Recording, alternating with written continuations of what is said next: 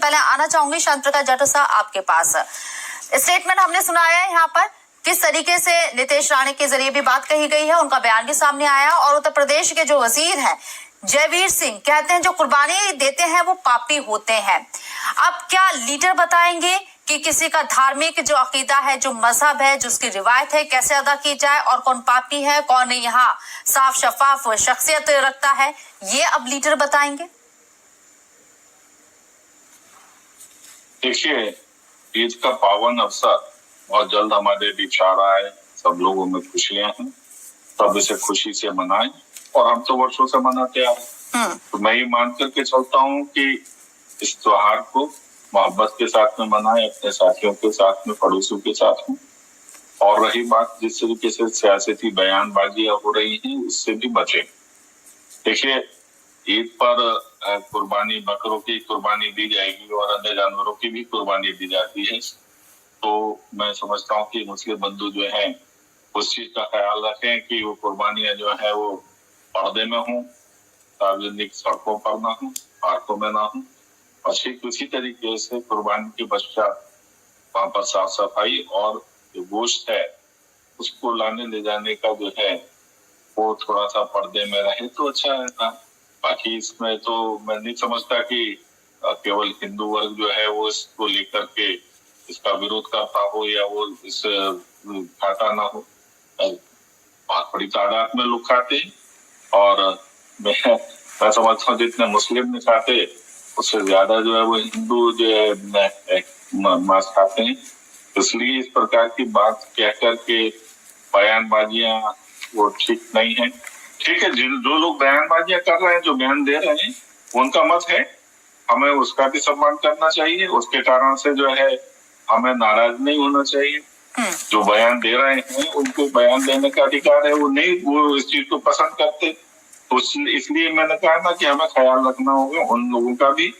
अगर नहीं, बयान अगर सम्मान लायक होगा, शांतिका जाटव जी आपने बहुत अच्छे अंदाज में कहा कि मुसलमानों से ज्यादा हिंदू जो है एक बड़ी तादाद है जो मांस खाती है, मांसाहारी है या ये कहें। लेकिन आपने कहा कि उनके बयानों का भी हमें सम्मान करना चाहिए, उनको अपनी बात कहने का हक है। लेकिन बयान तभी सम्मान लायक होते हैं जब सम्मानजनक बातें हैं। पापी कहा जा रहा है, दूसरे लोग कह रहे हैं, नीतीश राणे कह रहे हैं कि हिंदू राष्ट्र में रहना है तो यहाँ पर वही तमाम चीजें करनी होंगी। ठीक है, आप अपील कीजिए लोगों को किसी तरह की गंदगी ना हो, जो गाइडलाइंस बनाई गई हैं उस पर अमल किया जाए। लेकिन यहाँ तो वावेला खड़ा किया जा रहा है। कार्यकर्ता या कोई मंत्री या कोई इस प्रकार से बात बोले तो वो पार्टी का कथन नहीं है। पार्टी का कथन तो जगत प्रकाश नड्डा जी के माध्यम से आएगा और अगर वहां से किस प्रकार की कोई बात आती है तो उस पर तो टिप्पणी करना मैं मानता हूँ कि उस पर तो कहा जा सकता है। अगर कोई निजी तौर पर कोई अपना बयान देता है, मैंने भी अभी बयान दिया ना, मैंने क्या कहा कि हिंदू खाते हैं, गोश्त खाते हैं और यहाँ तक कहा कि मुस्लिम से ज्यादा हिंदुस्तान की जो आबादी है मुसलमानों की, उससे ज्यादा हिंदुस्तान का हिंदू खाता है और इस बात पर मैं अब भी कायम हूँ। मगर ये बात जो है ये एक सामान्य व्यक्ति के रूप में, सामान्य नागरिक के रूप में बोल रहा हूँ। बेशक से मैं भाजपा का हूँ कार्यकर्ता, मगर ये भाजपा के फोरम के द्वारा, भाजपा पार्टी के द्वारा दिया गया बयान नहीं है, ये मेरा निजी बयान है। और वो बयान मैं अब भी दे रहा हूँ कि देखिए इस वक्त हम जो त्योहार मनाने जा रहे हैं 7 तारीख को, तो वो हम आपसी सौहार्द के साथ मनाएं। इस पर पार्टी का रंग देना मैं नहीं समझता कि इसकी पार्टी के आधार पर इस पर कोई बयानबाजी होनी चाहिए, ना ही पार्टी के भाजपा के द्वारा कोई बयानबाजी हो रही है।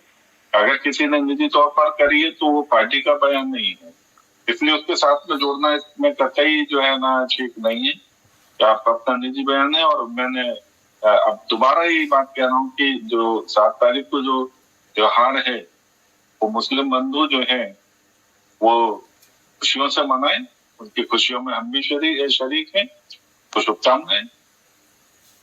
ठीक है, आपने बोला कि निजी बयान हो सकता है, पार्टी की ये लाइन नहीं है या पार्टी की टॉप पे जो बयान आए हैं इस मुल्क की जो एकता अखंडता है या फिर जो भाईचारा है उसको किसी तरह से इफेक्ट नहीं कर पाएंगे, लेकिन हाँ एक कोशिश जरूर है इस तरह के बयान देकर, क्योंकि हम देखते हैं कि जब एक बयान सामने आता है तो पूरा एक रेला नजर आता है और सोशल मीडिया का जमाना है तो उस पर अलग अलग तरह की बातें भी कही जाती है।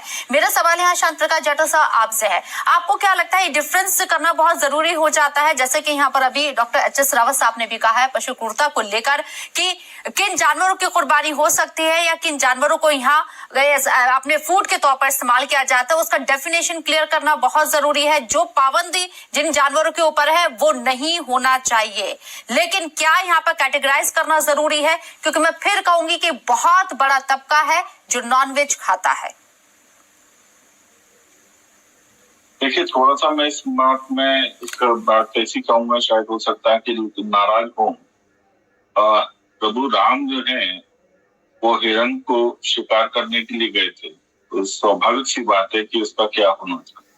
इसलिए इस प्रकार की बात कहना कि हिंदू मीट नहीं खाते हैं या क्या खाया जाए क्या नहीं खाया जाए, आज देश में तमाम तरीके के जो है ना मांस खाए जाते हैं, हर तरीके के मांस मछलियां खाई जाती हैं। मैं नहीं समझता कि इस प्रकार के बयान या इस प्रकार की रोक लगाना ठीक है। गौवंश के ऊपर रोक है, हम उसका सम्मान करते हैं, गौवंश पर रोक है, पूरे देश में इस चीज को लेकर के एहतराम है, कोई भी किस प्रकार की जो है ना गौवंश की हत्या नहीं करता, मगर बाकी तो पूरी दुनिया में खाया जा रहा है गोश्त। तो इस प्रकार से कहें कि कौन सा खाना है कौन सा नहीं खाना है, मैं नहीं समझता कि जो लोग नहीं खाते वो तो रोक के लिए मना करेंगे। अब हम लोग ऐसे हैं कि हम तो लगभग रोज खाते हैं, तो इस क्या मतलब क्या इस पर क्या तर्क करें, क्या बातचीत करें। हमें नहीं लगती लौकी अच्छी है, टिंडे नहीं अच्छा लगती, तो हम लोगों को ये कहेंगे तो आप लोग लौकी टिंडा ना खाएं। देखिए, ये विषय नहीं होना चाहिए चर्चा का, ये खान पान का विषय जो है पूरी तरीके से निजी है, तो उसको निजी ही रहने देना चाहिए।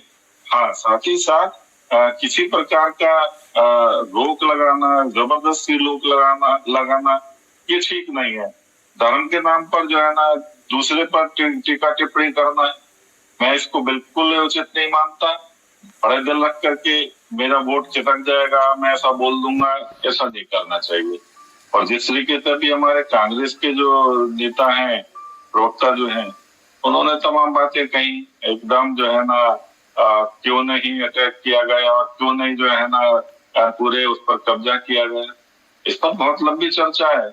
आपको 2029 तक सफाइयां देनी है, आपने क्यों पीओके छोड़ा था, आपने क्यों 370 लगाई थी, क्यों 1971 में 93,000 सैनिक छोड़े थे, क्यों 54 सैनिक आप वापस नहीं लेके आए थे, क्यों आपने जो है 26/11 के बाद में हाथ खड़े कर दिए और एक कंकड़ तक नहीं फेंका पाकिस्तान के ऊपर। ये सारे विषय रहेंगे। आप सीज फायर कर रहे हो, आपने एक चींटी तक नहीं मारी पाकिस्तान की, इसलिए सूरमा न बने, ये सुरमा आपकी आंखों में लगाएगी जनता। और 29 तक जब तक लोकसभा का चुनाव होगा, आपको हम लोग पूरी तरीके से बताते रहेंगे कि आपने किस तरीके से इस ऑपरेशन सिंदूर है, इसमें जो है देश की जनता को गुमराह करने की कोशिश की, किस तरीके से आप देश छोड़ करके पाकिस्तान के साथ मिलकर के खड़े हो गए हैं और चिल्ला रहे हैं कि हम भारत के साथ हैं। आप भारत के साथ नहीं है, आप पाकिस्तान के साथ खड़े हुए हैं, तो वो आपको झेलना पड़ेगा। अगर आज विषय कुछ और है, नहीं तो बहुत कुछ बताते हैं हम। जुनैद खालिद साहब, आपके पास मैं आना चाहूंगी, जैसे कि आपने आऊंगी आसिफ साहब आऊंगी, क्योंकि ये डिबेट मेरी डेट को आपको कैसे मनाना है, बाकायदा बताया गया है कि किन किन जगहों पर कुर्बानी होगी, जहां पर संवेदनशील इलाके हैं वहां पर कुर्बानी ना हो, और इस बात का ख्याल रखा जाएगा। इससे आगे कोई गाइडलाइन होनी चाहिए जो अभी मौजू बना हुआ है और जो माहौल नजर आ रहा है। बिल्कुल, देखिए प्रशासन जो है इन सब चीजों को ध्यान में रखता है, कहाँ कौन शरारती तत्व हैं, कहाँ कौन ज्यादा परेशानी पैदा कर सकते हैं, उन सब चीजों को ध्यान में रख करके अभी जैसे होली पर आपने देखा कि कुछ सेंसिटिव जगहों को पर्दे से ढक करके और वहां पर कोई ऐसा माहौल क्रिएट ना हो, तो वहां पर पर्दे भी लगाए गए। तो इस चीज में प्रशासन अगर कोई सावधानी बरत रहा है, कोई गाइडलाइन जारी कर रहा है, तो हमें उसका पालन करना चाहिए और पूरा पालन किया भी जाता है। तो सही मायने में इस चीज को ध्यान में रखा जाए। और रही बात अभी बात चल रही है कि मास्क के ऊपर, तो यूरोप में लगभग 45 अरब जानवर जो है ना सिर्फ मांस के लिए और डेयरी प्रोडक्ट्स के लिए पाले जाते हैं। 45 अरब जानवर जो वहां पर गैस जो छोड़ता है वो ग्लोबल वार्मिंग के लिए 15% जिम्मेवार है। इस प्रकार का एक वहां पर अमानवीयकृत हो रहा है। अगर यहाँ पर दूसरी चीजों के लिए हम लोग जो है बहस कर रहे हैं, लड़ रहे हैं, मैं समझता हूँ कि इन सब चीजों को ध्यान में रखना चाहिए। वहां पर ग्लोबल वार्मिंग जो है वो पशुओं को और जानवरों को पालने के कारण से हो रही है। तो सही मायने में जो भी चीजें हम लोगों के कारण से पैदा होती हैं, उससे नुकसान होता है, तो उसमें सुधार करने की गुंजाइश भी हम लोगों को ही निकालनी है और हम लोग निकालते भी, उस पर अनुपालन भी करते हैं। तो इस तरीके से हम जो भी व्यवस्थाएं हैं उनको ध्यान में रखते हुए उसके लिए नियम कानून भी बनाए, उसका पालन करें, अच्छे परिणाम आएंगे। और उत्तर प्रदेश शासन ने जिस तरीके से गाइडलाइन जारी की है उसका पालन करें तो बहुत खूबसूरत तरीके से जो है उत्तर प्रदेश में, पूरे देश में हम जो है ईद का जो पर्व है वो खुशी से मनाएं। जुनैद खालिद हमारे साथ एक बार फिर से चर्चा में जुड़ गए हैं, एक रिएक्शन लेना चाहूँ। कांग्रेस पार्टी 11 साल से सत्ता में नहीं है, सवाल पूछेंगे सिर्फ कांग्रेस पार्टी से। Final comment sir. मेरा तो यही कहना है कि एक दूसरे का एहतराम रखते हुए खुशी से